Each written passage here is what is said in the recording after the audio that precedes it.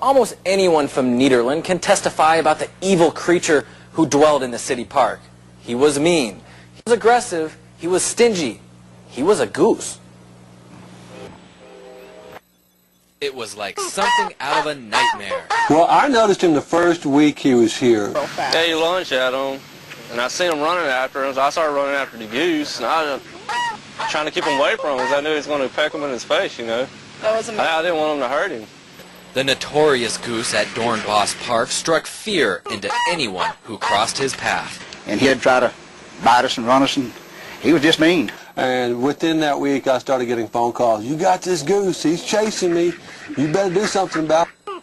Even though this menace to society is now gone from the park, there are some who still fear the goose.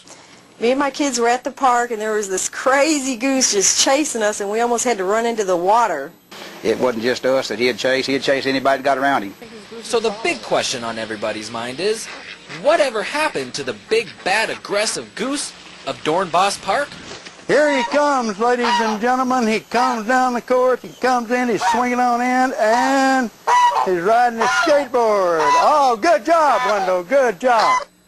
Wendell, you could say, was adopted. So as I'm approaching the park, I see the goose, and he's chasing a guy. Sonny Carlen trains birds for a living. He has a bird show.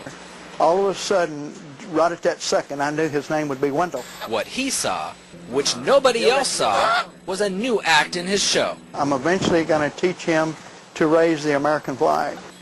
And so it came to be. A man, a goose, a dream come true. He has a lot of knowledge.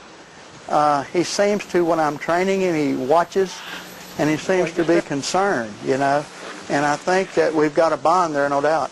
And it's a bond which will keep this goose from being cooked. Oh yeah, he's doing okay. The street may be hot on his feet.